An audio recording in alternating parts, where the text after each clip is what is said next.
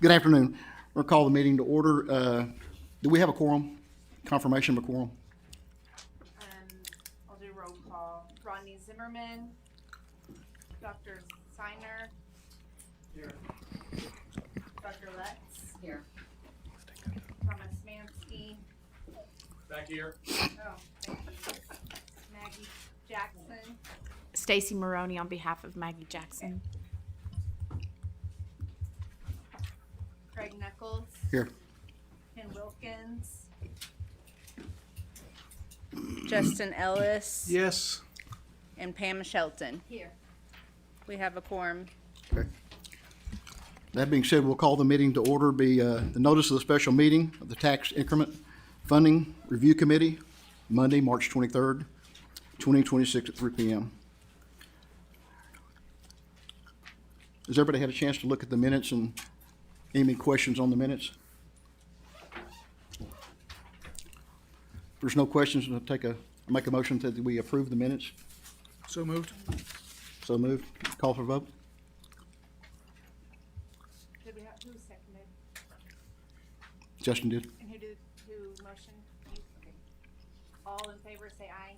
Aye. Aye. Any opposed?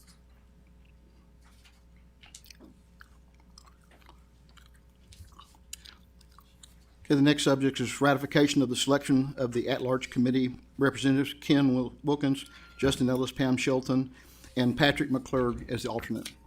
And I think you can just do this as a single motion just to ratify the slate. Okay.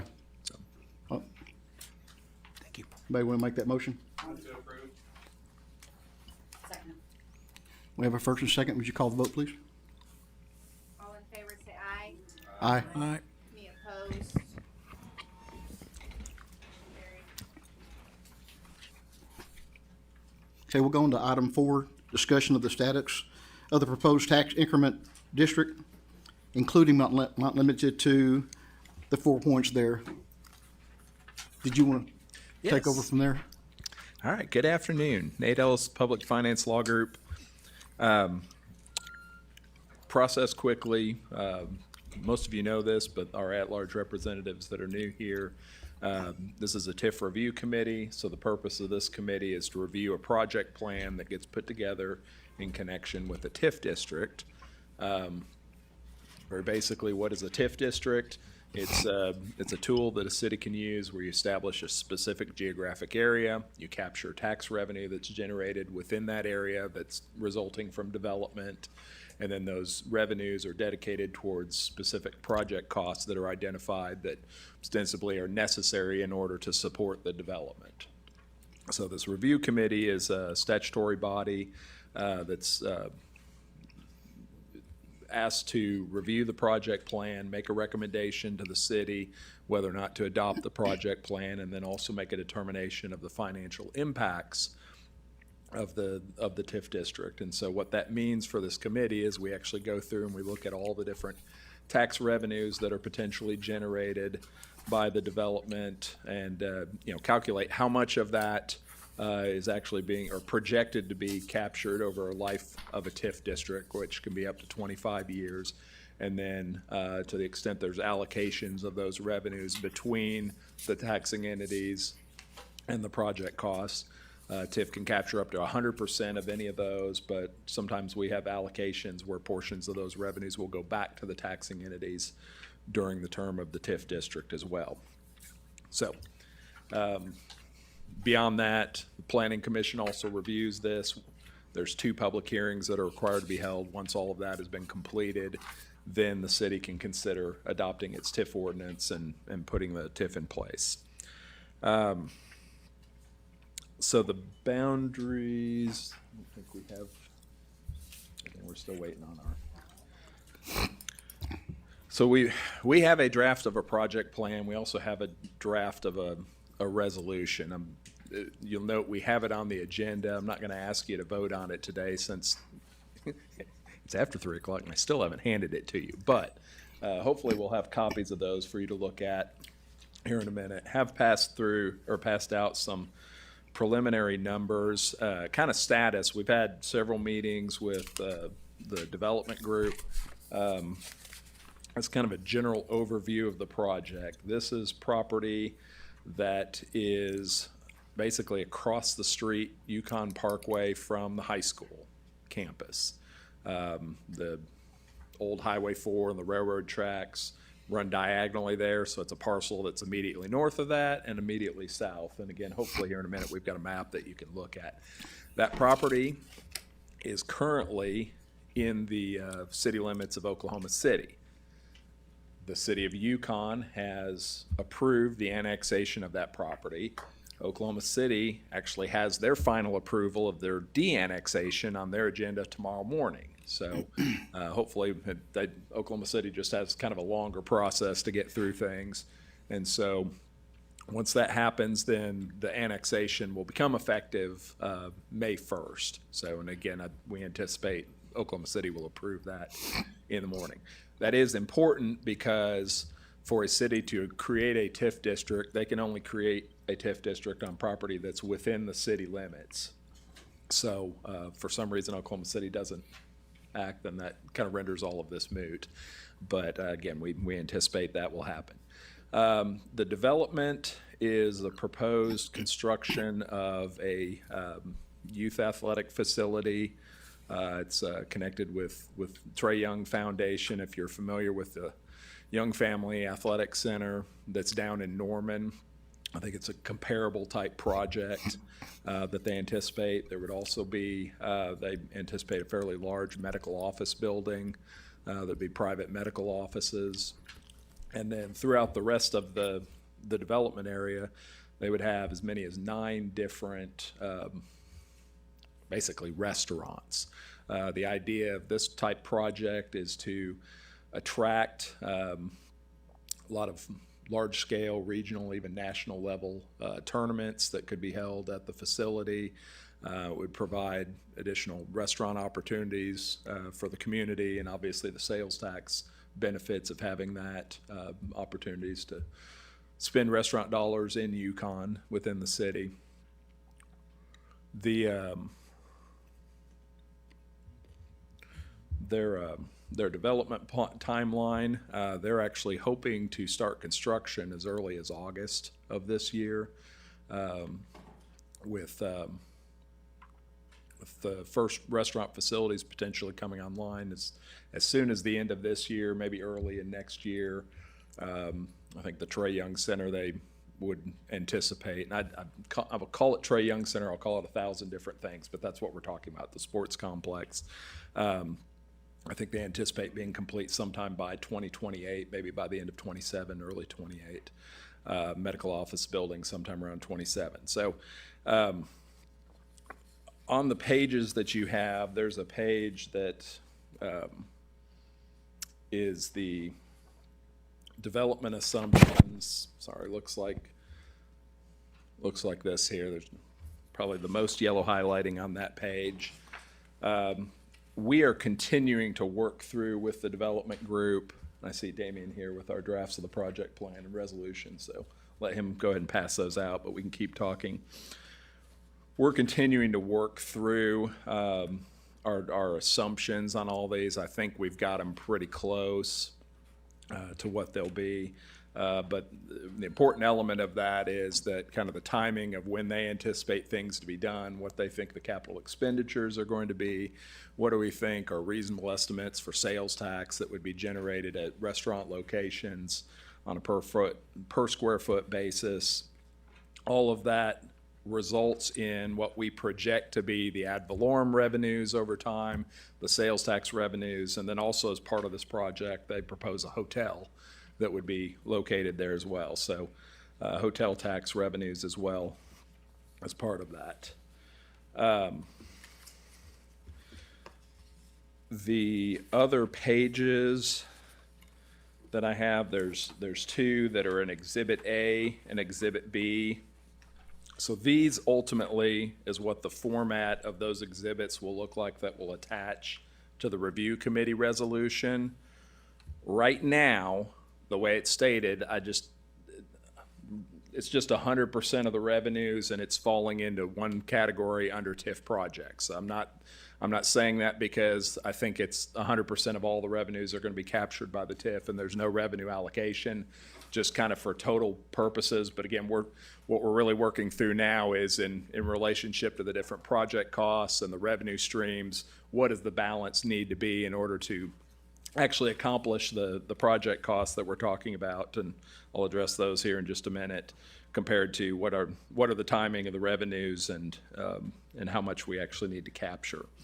So you see in that regards, you've got, based on our set of assumptions, kind of as they stand right now, there's about 26.6 million in total sales tax based on a 4% sales tax that would be captured over a 25-year time horizon if we need to go that long. There's about 2.3 million of county sales tax that is not contemplated to be part of the TIF district, but just kind of identifying that's how much the county would capture on those same taxable sales. The state would actually capture about 29.9 million. Then on the bottom half of that Exhibit A is the hotel tax. Another important assumption, we're assuming a 9% hotel tax rate. The city of Yukon has on the ballot for a week and a half, 2 weeks from tomorrow, an election that would increase the hotel tax from 5% to 9%. So for purposes of these numbers, right now, I'm using 9%. When we look at the resolution, you'll note there's some language that it talks about it being 5%, but it's going to go to 9% pending the outcome of that election. And so we'll adjust things accordingly if we need to based on the results of that election. But based on that, the hotel tax would generate over a 25-year time horizon about 5.7 million in hotel tax. Okay. The hotel tax and the sales tax are really important numbers because this project lies within a designated enterprise zone, which means it qualifies for the Oklahoma State Leverage Act, which means that the state will make a determination of what its net benefit is of this project. And so that's a combination of sales tax, retail sales tax dollars. And if you think in terms of if you're attracting people to come in from out of town, not just out of Yukon out of town, but out of state out of town, those are new dollars to the tax, to the state, that the state generates in sales tax. And so there's an economic benefit to the state, or a net benefit there. Also, the one-time construction sales tax is new revenue to the state. And then all of the different jobs that are created at restaurants, medical office, whatever, all of those different positions, income tax withholding, those are new dollars to the state as well. So all of that taken into account, state makes a determination that there's X amount of net benefit to it by virtue of this project going in. When we create a TIF and we capture some portion of the local sales tax and or hotel tax, the state will actually match out of its sales tax dollars the amount that's being generated at the local level. So there's the potential, if the city put in 100% of its sales tax, 100% of its hotel tax, there's potential of matching as much as $32 million based on the revenue projections. That would be an additional source of revenue. So instead of just 32 million, you'd have 64 million there. Now, I don't think it's realistic for the city to want to put 100% of that in there, because they will have additional fire protection, police protection. They'll have different costs that they've got associated with that. But it's kind of balancing that with the potential maximum benefit that they could get out of the state. The state may ultimately determine that net benefit is something a little bit less, so they will match up to the net benefit or whatever the local contribution is, whichever is less. So that's hotel sales tax, Leverage Act dollars. Then the other component is ad valorem tax dollars, and that's on Exhibit B. And you'll see that over a 25-year time horizon, we're talking about 25.9 million in total ad valorem taxes. Now, there's a few caveats to that. The athletic facility, the sports complex, for purposes of this example, I've contemplated is not on the tax rolls. It's about a $30 million complex. The contemplation is ultimate, and it will actually be one of the identified project costs that the TIF revenues would pay for or reimburse the developer for over time. Ultimately, it would be a city asset, city-owned asset. We're having conversations and, that might involve the developer owning it for a period of time so that it does generate some tax revenues. And then ultimately, as part of a lease, the city would then at the end have the right to purchase it for, $1 or something like that. So that's all kind of still in the process. But so it's a possibility that it is immediately a city asset. It's also a possibility that it's kind of acquired by virtue of the TIF revenues that are used to pay it over time. So so I've assumed that it's not generating any ad valorem here. If it did, it would obviously kick off a significant additional amount of, at $30 million, that'd be another $300,000 a year worth of ad valorem that would generate, somewhere on that order. So the last single page that we handed out is just an aggregation of the total TIF revenues. So you've got the ad valorem, you've got the construction sales tax, you've got the retail sales tax, hotel tax, and that gives you the total TIF revenues that are being generated based on these projections. And over a 25-year time horizon, it's about $58.6 million. And then you've got the potential leverage, which is the sum of the hotel tax. I'll have to double check and make sure my formula didn't do something. I may have excluded something in here, but anyways, somewhere on the order of $25 to $30 million in additional Leverage Act dollars that would potentially be generated there, which would be then on the order of $85 to $90 million in total TIF revenue over a 25-year time horizon. So again, that kind of gets us our universe of revenues. All right, then what are our TIF project costs? So we've got $30 million that's been identified for purposes of the athletic facility. That would be a project cost. We've got some water improvements, which are essentially just connecting to existing water lines connecting the property by boring under the road. And I think we estimated a total cost. So you'll know, I kind of broke those up between water and sewer. So it's about $35,000 for a water connection on the north property and water connection on the south property. There's a little over $1.2 million in sewer improvements that have been identified, and so that's a combination of upsizing or putting in place some existing force mains and one, possibly two lift stations, kind of depending on layout of everything, to be able to serve sewer to the property on the north side and the south side of Old Highway 9 or Old Highway 4. Then we've got about $1.2 million that we've identified for various intersection improvements at Old Highway 4 and Yukon Parkway. As you know, you've got a road, you've got a railroad track that runs parallel to it, and then you've got a north-south. Right now, you can't turn left from Yukon Park or from the highway onto Yukon Parkway. So with some lane enhancements and signage and proper signalization, the idea is that intersection would be upgraded so that there would be better access to be able to do that, which obviously then helps going in and out of the different development areas for that purpose. I think on our site plan or preliminary site plan, there's contemplation that on the south part, there'll be several access points, but kind of a main signaled access point in and out that would align with the existing signal that's there at the high school already. So that would essentially make that a four-way intersection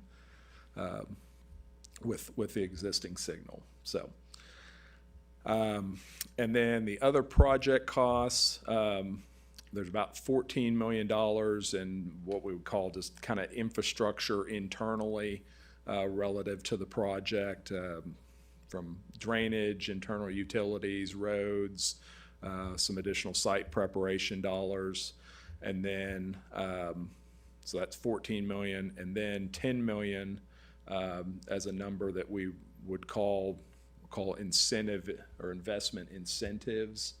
The idea with that is something that the city, in coordination with the development group, could enter into effectively a sales tax rebate, if you will, with specific potential restaurants or hotel that would like there to that would locate within the TIF district as incentivization to get them to, locate there and or maybe build something bigger than what they would anticipate, which that's really the state's intended purpose of the Leverage Act dollars, is to basically leverage those local dollars to be able to attract bigger, more robust economic attractions within the TIF district. So that's kind of the nutshell of all the different components that we're talking about. As I say, the key things right now, you've got the project plan draft. You'll notice where it talks about the total capital investment and the total dollars that are being generated or projected to be generated, the allocation percentages. That's all blank right now. I just left it blank because we're still kind of working through that and hope to come to a solution set fairly quickly on all that. But I'll pause there, and any questions that you have.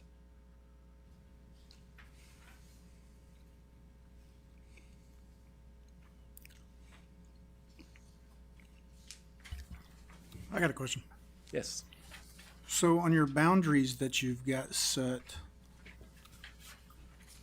if I'm not mistaken, half of it is, a fourth of it is undeveloped, and maybe over a fourth, and then another fourth is owned by the school district, and then the rest of it is part of your highest ad valorem tax in the city. Yeah, so if you will look, I want to point out two different things. Exhibit A in the project plan, that's a map of the actual increment district boundaries. The increment district is an important definition. I That's the understand area. that. I went to Exhibit C. Yeah, okay, so if you look at Exhibit C, you see the red bounded area, that's our project area. We just make that a large area because there may be project-related activities within that. For example, But that's where your revenue's coming from, is it not? the revenues is only coming from the white bounded area that's there in the middle. And then there's a closer up version of it in Exhibit A. Can I ask you let me Yes. ask you the reason why I'm asking the question. So your revenue source is not coming from the red boundary, and I'm looking at Exhibit C. Correct, It's coming only from the white, which is Correct. non-existent at this point. correct. Okay, so my simple ABC question is, why are you going to throw in the south side of that back to 10th Street when you could do another TIF at another time, the city could, using that development there? So the important distinction, our increment district, that's the area where we capture revenues. The project area is where project activities. So again, you might have intersection improvements that are outside the TIF boundaries. You might have water lines or sewer lines that are running in that area. We need to identify a broader area where there might be dirt turned somehow within that area. We could have overlapping project areas. The city could come in at a later date. If it's on the east side of Yukon Parkway, there'd have to be annexation proceedings because it's currently Oklahoma City limits there. But even on the other side of Yukon Parkway, the city could create a separate, distinct TIF that might have its own project area that might be exactly the same, or it might be completely different. But yeah, so this doesn't limit the city in any way from creating another TIF somewhere outside the white area that we're talking about right now. Can you not, thank you for that, but can you not wrap in part of a revenue source, which you have zero, almost zero ad valorem source in the white zoned area. Can a TIF not go outside of that area to gain revenue sources? A TIF only captures new revenue that results from development. So if we put the TIF over the existing neighborhood that's south of the high school, all of the existing valuation would be part of what we call the base assessed value, and the taxes off that Right. base assessed value would continue to go to the taxing entities. The only thing the TIF would capture would be revenue from new development or just overall increase in value. Gotcha. Thank you. And I mean, we don't want to do that for a couple of reasons. One, by statute, the city is limited to, they're not limited in the number of TIFs they can create, but they can't have more than 25% of their net assessed, 35% of their net assessed valuation in TIF districts in aggregate. They can't have more than 25% of the school district's net assessed valuation within TIF districts in the aggregate, and they can't have more than 25% of their total land area within a TIF district in aggregate. So what we want to do is try and just identify properties that we think are going to develop rather than just a huge area that's already got a lot of valuation within it, because it potentially limits future opportunities to do TIF district. Secondary reason, especially when you're talking about residential, if we put a TIF district over a large area of existing residential and we start capturing all the increase in value, that kind of cuts the school district off from the natural growth that occurs along with those existing properties that are already in service. So those are the rationales. So, and Well, you further, don't have to do that. You can pay them in advance. you pay the, They can take their revenue source in advance and wait on the city to gain the revenues after the source. The school district should not be hurt by you doing a TIF. They could actually plentiful off of a non-revenuing TIF beforehand as well. right. I mean, they're going to have the existing revenues, but again, the amount of revenue that the city would capture would be fairly nominal, and compared to the amount of revenue that's already generating, but it would be kind of cutting off the school from its again. The idea is what we want to try and use TIFs for are to help incentivize development in areas that it's not going to happen on its own to the extent that's proposed in the manner that's proposed. It doesn't mean that if the city, annexes in this property that it would never develop, but without providing infrastructure connections, without providing some level of incentives, you certainly wouldn't have the development that's been proposed out there. So, to that end, we had a number of conversations about other parcels. Should we try and, make this a little bit broader area, pick up some other parcels? There's certainly some parcels along 10th Street there to the west of Yukon Parkway that are in the city limits that, would hopefully develop in the future at some point. We talked about that, but we really tried in this instance, tried to kind of keep it focused on this specific project, that we have a developer that's in place that has a specific proposal. If you look at Exhibit E, there's 2 pages of their preliminary site layout that shows the north half of the property and the south half of the property, kind of what their proposed layout. And again, that's subject to change as they finalize their engineering and design. Rather than complicate it with other property that we don't have any specific plans for, it's going to add additional costs relative to infrastructure that I know some of the sewer infrastructure that we're talking about for improvements here to this area would be sized accordingly, that it would allow the city to also serve that area down either side of Yukon Parkway and 10th Street. I think you're okay on the west side at this point, sewer-wise, but certainly on the east side, if there is a future possibility for annexation, kind of similar land swap that's been done with Oklahoma City to get that property into the city limits, then these improvements would help support down there and either reduce the need for a TIF or the focus of the needs of that TIF could be shifted away and not have to include as much of the infrastructure component.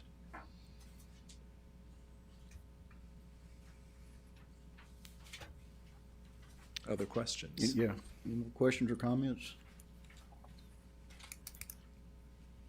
So for your calculations, you calculate Yukon schools as it is, would lose, would be captured by the TIF, about $18 million over.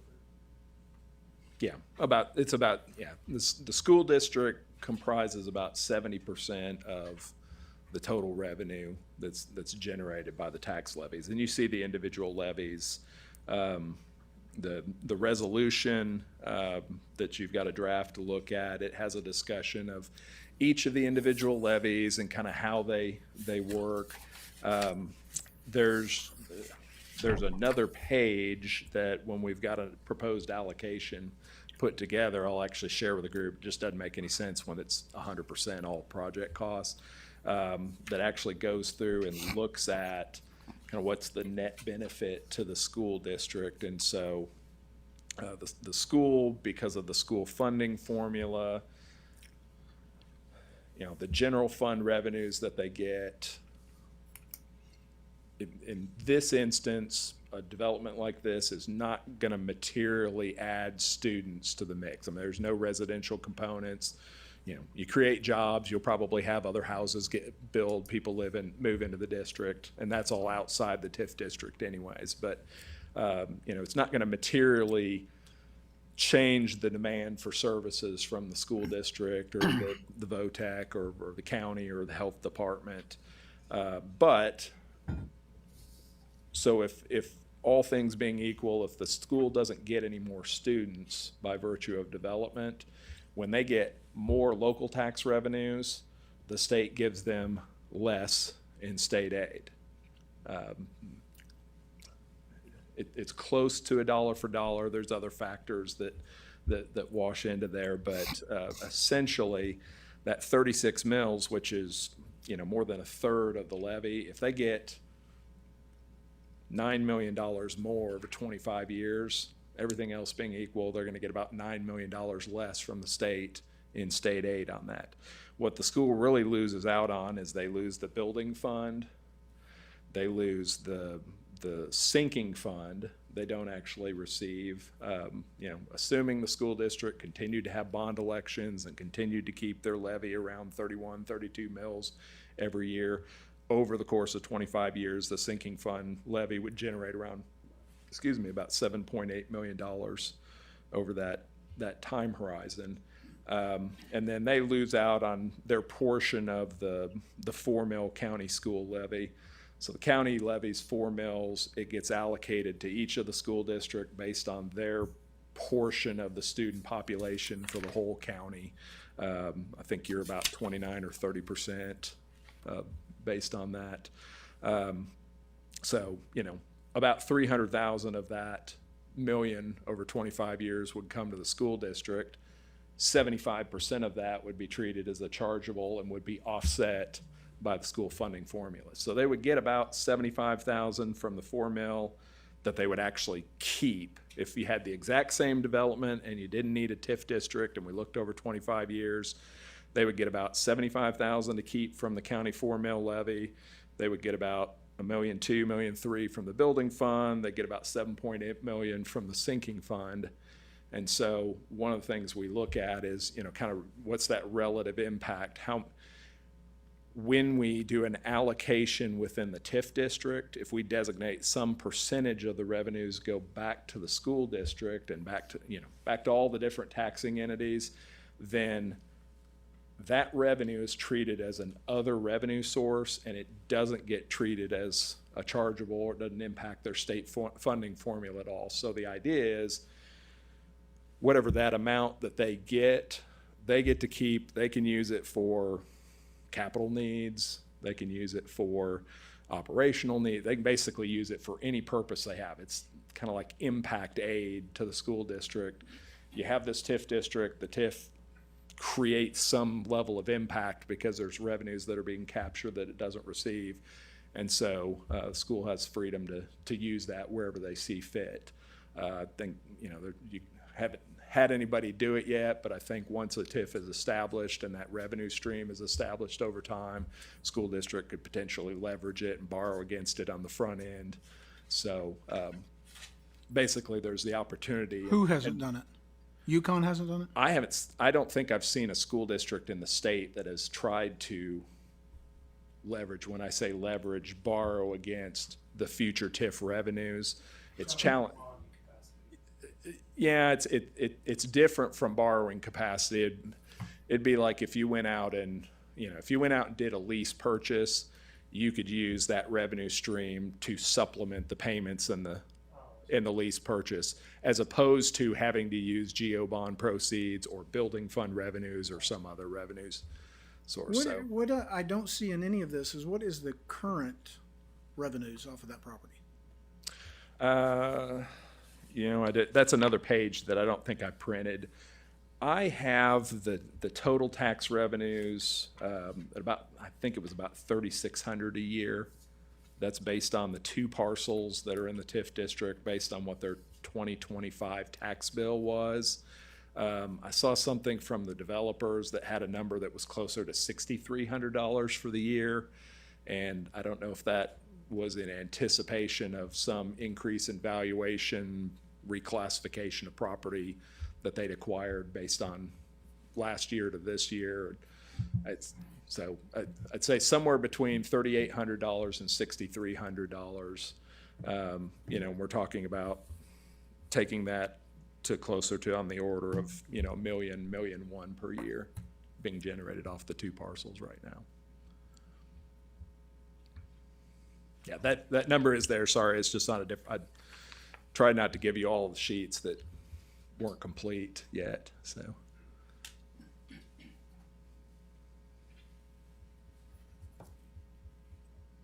Can we talk about how Protec is funded?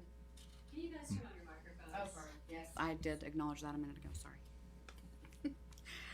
Can we talk about how Protec is funded? Yes. Just for everyone's information, we are not funded like a school district. We are 88% locally funded, which is ad valorem tax. We are a part of 14 different communities. We have a total of 5, maybe 6 TIFs.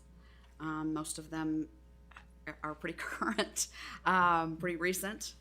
I just want to bring to the forefront of everyone's mind the initiative petition, the state question that has to do with ad valorem tax. If that goes away, Protec is probably going away.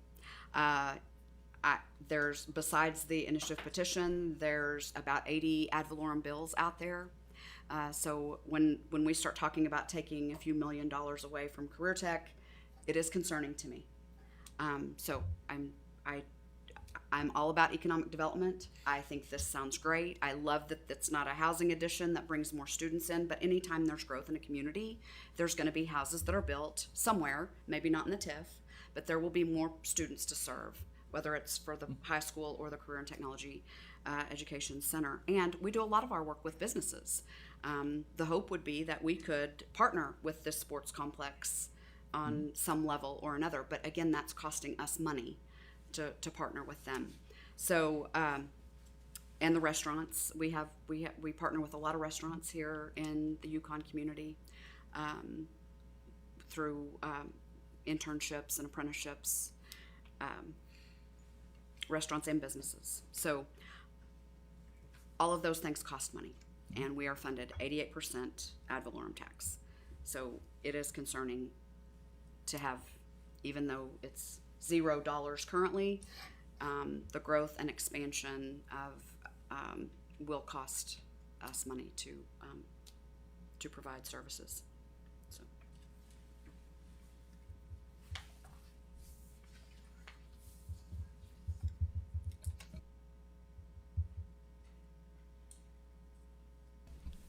I know this is not your first, you do these all over, so what have you traditionally seen as far as the balances, the concerns that she's brought up and the school districts have as far as how they leverage this? Because, you know, it's no secret, we want our city to do well. But we also don't want to, you know, hurt Career Tech or the schools. So what have you seen as the balance that you've seen most often in all these dealings that you've had across the state with TIF districts about how they offset that loss that the schools have? So I'm going to say one of the things that you look at is from the school district, what's the break-even point? And so when I was describing, you know, you've got these three pieces of the total ad valorem revenue that comprise what the school really gets at the end of the day, kind of net results of that. And that break-even point usually falls somewhere, you know, somewhere in the 50% range. So, I mean, I don't know if I'd even calculated on this one. I don't have it on the sheet in front of me, but, you know, I would guess somewhere in the neighborhood of, you know, 48 or 49% of the revenues went to each of the taxing jurisdictions. The school would essentially be made whole on a dollar for dollar basis, going, you know, looking over that 25-year time horizon. The public school, yes. You know, for purposes of Career Tech, Health Department, the county, you know, let's say it's a 50% split on there. In the school's case, they're going to actually keep a little bit more than what they would have gotten to if they're same development but no TIF. All the other entities, I mean, you're going to get half of what you would have gotten if there was same development, no TIF. So that's I think, I mean, anymore if there's, every project is a little bit different, and the reason why you say that is you're looking at, all right, what are the project costs? What are all of, you know, what's the universe of potential revenue sources that we have, you know, and then what's the time horizon that we have? You know, if you capture 100% of everything for a shorter period of time, you can accomplish the same thing as maybe capturing half of everything over 25 years. Just, you know, kind of dollar for dollar there. So that's one choice that ultimately has to be made relative to that. You know, I would say on ad valorem, you know, there's been more of a push to try and be in the 50-50 range. From the standpoint of revenues. I think that's especially more prevalent when you've got a significant residential component with that, where you have more of an industrial or commercial-based TIF district where you don't have the residential component that by itself is actually adding rooftops that are going to have students that are going to either of the school systems. Then I think a lot of times, you know, I mean, you see everywhere from, you know, maybe a 50-50 split all the way up to 100. I mean, I see a lot of 90-10s, 75-25. Again, a lot of times it's a function of what are the project costs that are trying to be accomplished with the particular project. So again, I think it's a fair question, but it's hard to just answer the question in a vacuum because, you know, it's what are we trying to accomplish? What do we need to accomplish it? What are the resources? And then, you know, but again, as committee here, I mean, that's one of the things we're trying to do is kind of ferret out what are the different impacts. You know, do we anticipate this development to have significant impacts on any of the taxing entities? And, you know, Dr. Lewis, I think that's a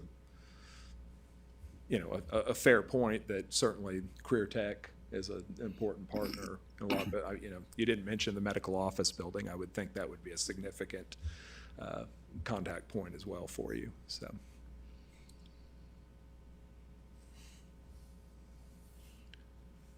Any other questions, comments? I mean, some other things that kind of kicked around in our minds relative to ad valorem is, I mean, when we talk about an allocation, if it's 50-50 or 75-25, whatever the number, I mean, another thing that we can do is we can actually, look at some sort of stair-stepped value where maybe, the first 5 or 10 years we capture 100% of the ad valorem, but then after that it drops down to some lesser number. And again, we say you can make things the formulas as complicated or as simple as you want. You could have as many tiers as made sense. But that's one of the things that we're kind of looking at is, is there a situation where it makes sense kind of from the initial cash flow of trying to get dollars in early to pay the costs of the TIF faster and then dropping down at a lower level. The other side of that, how long does it go? Whether or not you keep the TIF in place for a longer period of time. When we talk about sales tax, I think there's some real benefit to the city to try and maximize the amount of leverage dollars.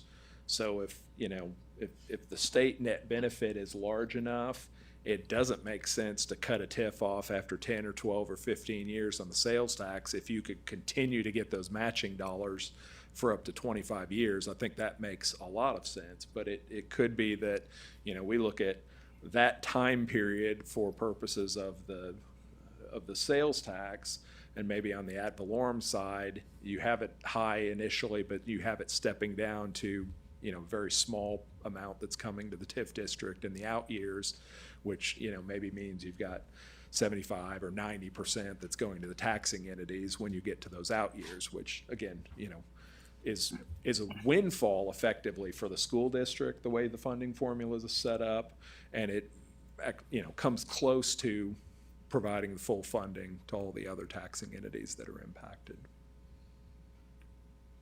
So there's benefit to the school if they're getting a net gain in revenues to keep the TIF there as long as possible. The downside is they don't get the bonding capacity from it.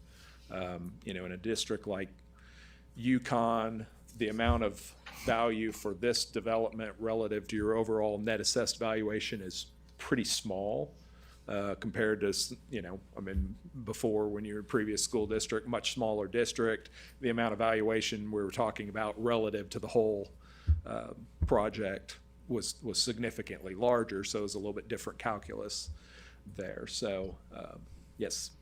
Did you say that the longer the TIF stays in, it's more beneficial for the schools? Yes. So because of kind of that net dollars, if they don't have a TIF, certain of those dollars get canceled out by virtue of state appropriations Let's say that there's TIF or no TIF, but the exact same development happens at the exact same time. Mm-hmm.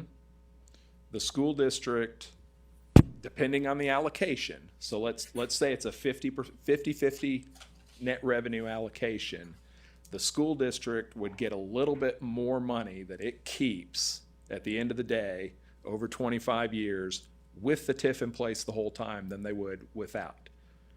They generate a lot more, but about half or more of it gets canceled out by virtue of the state funding formula, which treats a large part of that locally generated revenue as an offset to what the state is going to give them. The state gives them X number of dollars. It's what, $4,345 per student approximately this year, based on the funding for based on a student, which a student might be 1.4 depending on their weighting. But they give them, they're allowed to have that much for purposes of their operational budget. They fund whatever they can, so number of students times that number, that's their budget.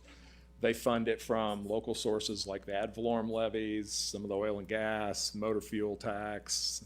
There's about 7 different things that go into that factor. Whatever they are short, that's what the state appropriates to them to get to that full funding based on the funding formula.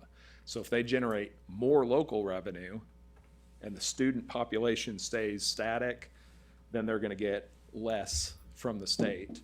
So it cancels those dollars out. So when we kind of factor through those cancellations, we look at what is the school, anytime there's development, kind of what are the net revenues to the school district? It's going to be the sinking fund balance that they can generate, the building fund, and then that small portion of the 4 Mill County levy that they don't have to treat as a chargeable against their state aid. And again, that is public school only. Yes. Yeah, it is different for, career tech is like the county or the health department.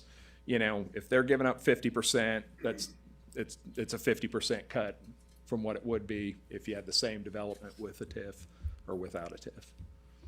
So, again, the concept of a TIF district is right now, you have property that's generating, we'll call it next to nothing right there. You create a TIF, it causes this, or allows the development to proceed, and therefore you have a much larger tax base. It's generating a lot more tax revenue. And so, we've now placed property in service that's actually generating a tax base. And, we're capturing some portion of that for purposes of the TIF projects. But it is a money game. It's a straight money game, so.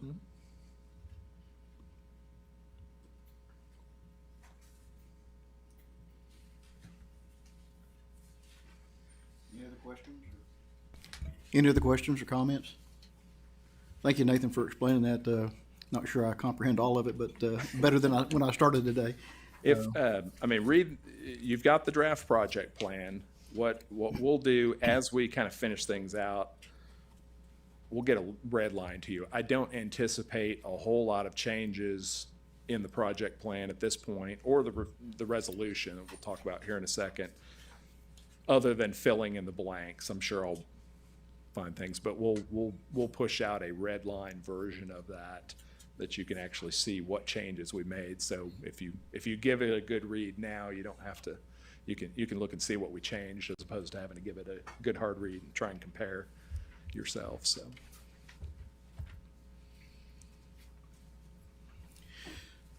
So that being said, going on to number 5, or even though Oklahoma City hasn't annexed it tomorrow, but we expect them to do that, is it still appropriate to go ahead with the motion to send it to the city council? I would not at this point, because we don't have a finalized project plan. We need to have those allocations final. Okay. Again, I think our revenue projections are very close. We need to have an allocation solution that we come up with, and so I think we need another couple of days to work through that. I know we're trying to press this forward fairly quickly. Our timeline that we were contemplating, kind of working from the end, was to try and adopt it at the end of April, the April 28th meeting of the city council. And I think the plan was to have hearings, the second public hearing at the 28th and consider the ordinance, the first public hearing and a meeting on April 20th. Planning Commission would look at it on April 13th. Is that right? A Monday? Okay. And we would need to publish our notice of hearings 14 days in advance of our first hearing on the 20th. So that means 6 would need to be published on Saturday the 4th to meet that requirement. So ideally, we'd like to be in a position with this body to get a recommendation prior to having that publication deadline, so that, again, we publish something that the review committee's already felt comfortable with moving forward with. So I get that's kind of jumping on to the next item, but we would be looking at having another meeting of this body sometime in the next week or so to accomplish that. And again, I'm hopeful that we can kind of finalize over the next day or so the final numbers and have a solution set that we can push out and everybody can look at in advance, and then we can talk about and take action, hopefully, so.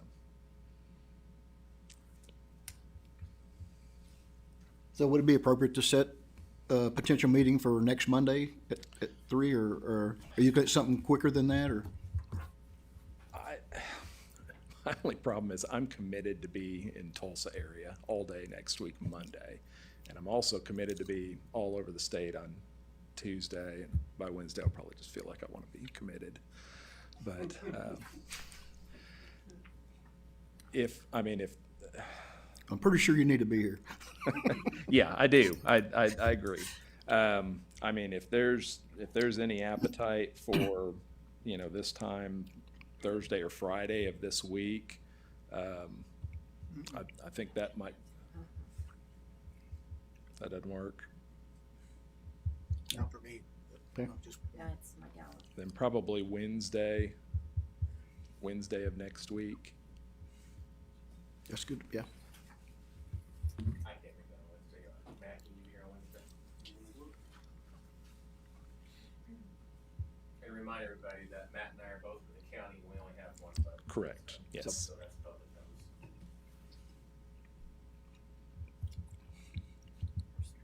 So we're looking at 3 o'clock Wednesday, April 1st. Yeah, I mean, if that time works for everybody, as I say, I just know I'm tied up all day Monday, Tuesday. I'm not going to be available at all. So we could do it in the morning if people would prefer. But if 3 p.m. works for everybody, then April 1st, isn't that green beer time? okay. We'll try and, as I say, try and get everything kind of wrapped up this week so that we can push out information and you have the weekend to digest it. And then, if there's any questions or comments or anything, certainly reply back to Ashley or Damien, whoever it is that ultimately pushes the information out, and we can provide additional information, answer questions, hopefully in advance as well.